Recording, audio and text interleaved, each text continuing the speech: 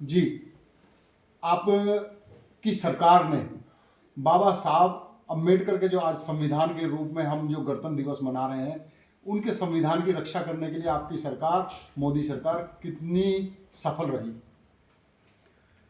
सबसे पहले तो मैं आज 76वें गणतंत्र दिवस की पूर्व संध्या पर सभी देशवासियों, दिल्ली वासियों को बधाई देता हूँ, शुभकामना देता हूँ। जहाँ तक आपने पूछा कि हमारी सरकार ने क्या किया, तो पिछले 10 वर्षों में जो मोदी सरकार ने दलितों के लिए किया, वो इस देश में 70 वर्षों में कांग्रेस ने नहीं किया। यहाँ तक कि मैं तो ये भी कहूँगा कि आज अगर हमारी ये दुर्दशा है तो ये उसमें बहुत बड़ा कारण कांग्रेस रही है।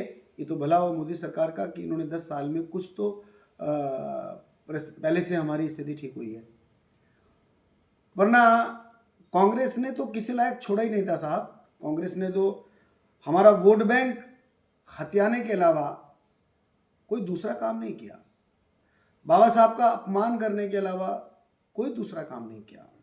बाबा साहब को भारत रत्न देने की उनकी इच्छा नहीं थी। वो तो भला हो आज अटल जी का, पूज्य अटल जी का, जिनकी वजह से वीपी सिंह सरकार ने उनको भारत रत्न दिया। बाबा साहब को 2 बार चुनाव हराने का काम कांग्रेस ने किया, और एक बार तो मुंबई में जब वो चुनाव लड़ रहे थे लोकसभा का, तब नेहरू जी ने स्वयं जाकर उनके खिलाफ प्रचार प्रसार किया, जिसकी वजह से वो लोकसभा में नहीं पहुंच पाए। बाबा साहब को अंतिम संस्कार के लिए भी 2.5 गज जमीन इस पापी कांग्रेस ने नहीं दी। और बाबा साहब मतलब आप समझ सकते हैं कि वो कांग्रेस के व्यवहार से, कांग्रेस के की वजह से इतने प्रताड़ित थे कि उनको कांग्रेस की सरकार से इस्तीफा तक देना पड़ा। वो कहते हैं कि हमने मोहब्बत की दुकान खोली है, हमने संविधान को जीवित रखा है। तो इसमें कांग्रेस की बात में कितना दम है? देखिए, संविधान को जीवित अगर रखते तो आज शायद हम अमेरिका से भी ऊपर होते।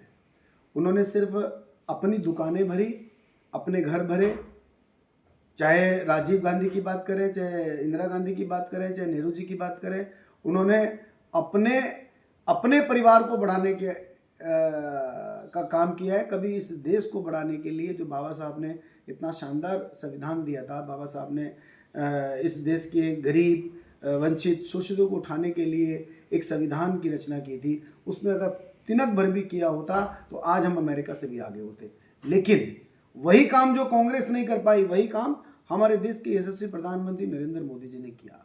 आज देश के अंदर आज गरीब को, चाहे 80 करोड़ गरीबों को 2 वक्त के खाने देने की बात हो, चाहे आज करीब 14 करोड़ लोगों के घर में सिलेंडर पहुँचाने की बात हो, आज लोग चूल्हे में फूंक मार के आंखें खराब नहीं होती हैं, उनको लंग्स कैंसर नहीं होता है। आज मोदी जी की वजह से देश में लगभग 14 करोड़ लोगों के घर में आज चूल्हा है। कहीं मुझे लगता है कोई एक आध जगह भी शायद आज देश में ऐसी नहीं होगी जहाँ पे आज लोग का खाना सिलेंडर पे ना बनता हो। राहुल कहते हैं कि आप नफरत फैलाते हैं, हम मोहब्बत की दुकानें खोले हुए हैं। देखिए, राहुल जी और राहुल जी के पिताजी और राहुल जी की दादी जी का इतिहास सब जानते हैं। अगर उन्होंने ही सब कुछ ठीक से किया होता तो आज शायद मोदी जी की भी जरूरत नहीं पड़ती। लेकिन मोदी जी ने जिस तरह से चीज़ों को संभाला आके, वो शानदार है। आज बाबा साहब की अगर हम बात करें तो बाबा साहब के जीवन से जुड़े हुए 5 जो पंचतीर्थ थे, उन बाबा साहब के जीवन से जुड़े जो 5 स्थान थे, उनको पंचतीर्थ बनाने का काम किया। दिल्ली के अंदर एक शानदार अंबेडकर इंटरनेशनल सेंटर दिया, जहाँ अध्ययन होता है, जहाँ देश विदेश के बच्चे पढ़ने के लिए आते हैं। आज भगवान वाल्मीकि जी के नाम से अयोध्या के अंदर अयोध्या अंतर्राष्ट्रीय हवाई अड्डा बनाने का काम किया।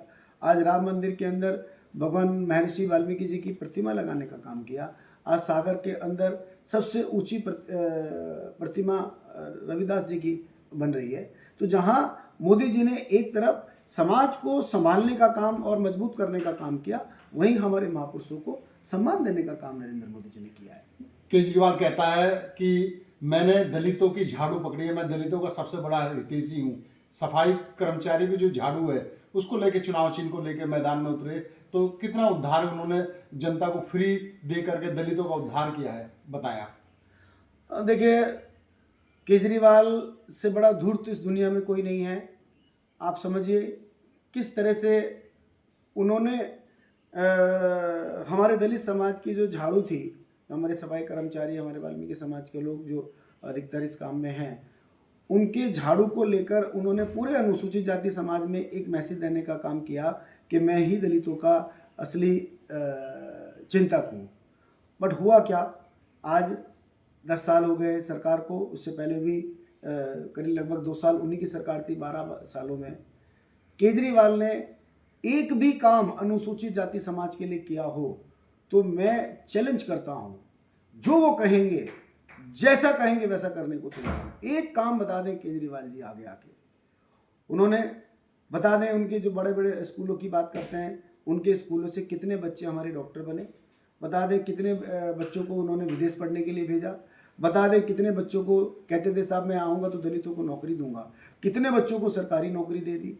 अरे इन पापियों ने तो यहाँ तक जो कोरोना में हमारे कोरोना योद्धा जो वाल्मीकि समाज के 200 लोग, 200 समाज सेवक अपने आप को बलिदान कर गए कोरोना में, उनको भी उन्होंने कहा था कि 2 करोड़ रुपए दूंगा। एक भी व्यक्ति को, शायद सुनने में आया कि एक व्यक्ति को 2 करोड़ रुपए का चेक दिया था, उसके अलावा किसी को भी अगर दिया हो तो बता दे। उन्होंने तो मतलब हद कर दी है। अरे जिन लोगों ने कोरोना में अपनी जान पे खेलकर अपने परिवार की चिंता न कर दूसरे के परिवारों के पिता को, माँ को, भाई को, बहन को बचाने का काम किया, ये तो पापी, इन्होंने तो उनको भी वो जो 2 करोड़ रुपए की राशि थी वो नहीं दिया। उसके अलावा भी आप देखिए पूरी दिल्ली के अंदर अगर आज सबसे ज़्यादा कोई दुखी है तो हमारा गरीब आदमी है, अनुसूचित जाति समाज का आदमी है, हमारे झुग्गी झोपड़ी वाले हैं। आज झुग्गी झोपड़ियों के अंदर कहाँ कौन सी लाइट फ्री आ रही है साहब, कौन से बिल जीरो आ रहे हैं। आज जे कॉलोनियाँ जितनी भी हैं वो सब सीवर लाइन वहाँ जाम पड़ी हुई है, पानी में पीने को साफ मिलता नहीं है, पानी नहीं